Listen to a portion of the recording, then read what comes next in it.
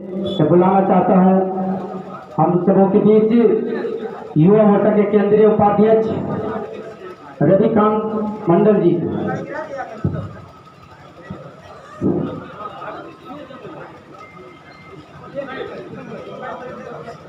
युवा मोर्चा के महासम्मेलन में उपस्थित आदरणीय जोनी मुनि बुद्धिजीवी, समाजसेवी, क्रांतिकारी योद्धा, JBKSS के सुप्रीमो टाइगर जयराम महतो जी, युवा मोर्चा के केंद्रीय अध्यक्ष कुश महतो जी, तमाम क्रांतिकारी साथीगण, पदाधिकारीगण जो पूरे झारखंड के अलग अलग विभिन्न क्षेत्रों से आए हैं और मेरी कुछ बहनें भी आई हुई हैं, सभी को मेरी ओर से क्रांतिकारी जोहार पेश करता हूँ।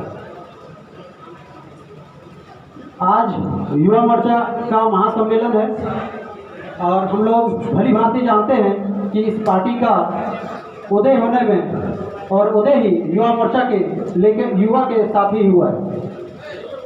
और सभी लोगों ने, सभी वक्ताओं ने अभी तक के सभी मंच में हमने सुना है कि भाषण, सिंगिंग और अनेक क्रियाकलाप के माध्यम से लोगों को युवा के दुख दर्द और युवा का संगठन तैयार करने में मदद की है। आज मैं आप सबों के समक्ष एक कविता के माध्यम से युवा के दुख दर्द को उजागर करूंगा।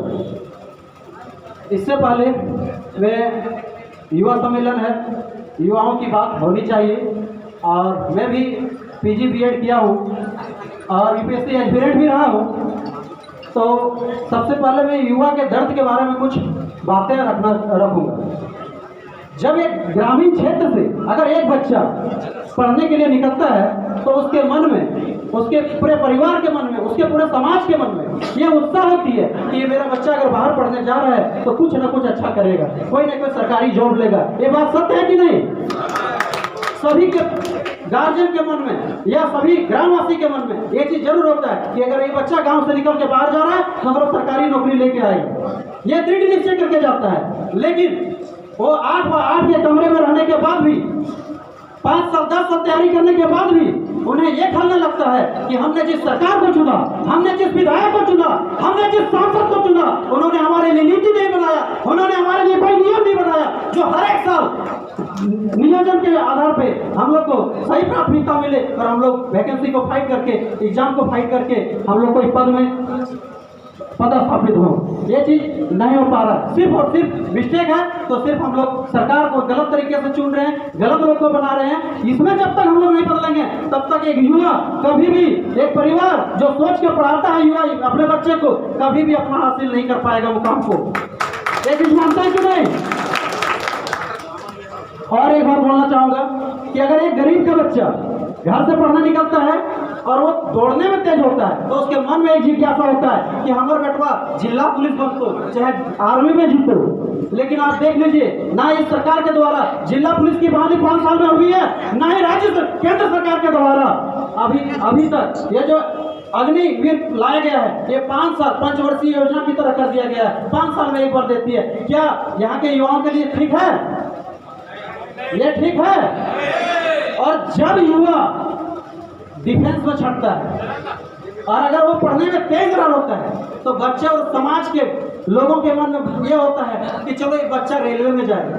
जब वो रेलवे के लिए तैयारी करता है तो रेलवे का भी एग्जाम देख लीजिए, उसमें भी वैकेंसियां कम हो रही है और वो भी एग्जाम का वैकेंसी 5 साल में एक बार आ रही है। क्या ये सही है? इसी तरह से जब वो बच्चा रेलवे में नहीं फाइट कर पाता है, जब उम्र उनका ज्यादा होने लगता है तो बच्चा जाके BEd करता है। जिसके पास किसी तरह का पूंजी होती है, घर के परिवार में अगर अधिक अगर थोड़ा बहुत पैसा रहा तो अपना BEd करते हैं ताकि शिक्षक बनेंगे। शिक्षक को 40 साल तक भी बनते रहेंगे। क्या शिक्षक की बहाली अभी तक आई है? अभी आई है लास्ट में। क्यों? क्योंकि अभी इलेक्शन है, वोट लेना है, फिर 5 साल उनको सोना है। तो क्या इस बार हम लोग इस तरह का मिस्टेक करेंगे? यहाँ जितने भी उपस्थित हैं सब युवागण हैं। ये चीज़ हम लोग को निश्चय करना होगा, ना हम लोग को दारू मुर्गा में बिकना होगा, ना ही हम लोग को किसी के बहकावे में आना होगा। हाँ, भली भांति हम लोग हर गांव में सभा करके या नुक्कड़ नाटक करके लोगों को समझाना होगा कि हम लोग क्यों नहीं आज सरकारी जॉब में हैं।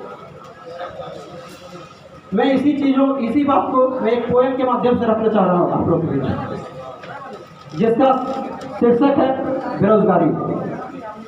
रहता था मैं आज्ञाकारी, पढ़ता था किताबें ढेर सारी, खत्म हो गई सारी की सारी, क्योंकि लगा मुझे बेरोजगारी की बीमारी। करता था मैं एग्जाम की तैयारी, सरकार बनी रिक्तियां आई, हम सब ने भर्ती बारी बारी, पता चला रद्द हो गई रिक्तियां हमारी, क्योंकि लग चुकी थी नियोजन नीति की बीमारी। प्यार खत्म रोजगार खत्म, पर परिवार की है जिम्मेवारी। घर में पड़े हैं खाने के लाले और सरकार करती नए नोट जारी। सोचता था बसाऊंगा घर, ऐश करूंगा मैं उस पर, पर रह गया हूं ब्रह्मचारी, क्योंकि लगा मुझे बेरोजगारी की बीमारी।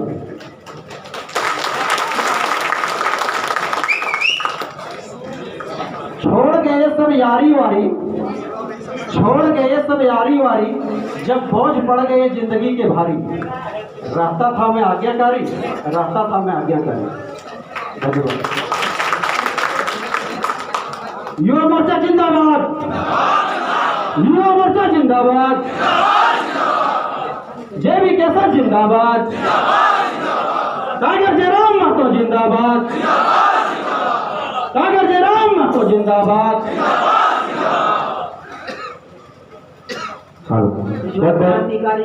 धन्यवाद। रविकांता, ये हम लोगों के बीच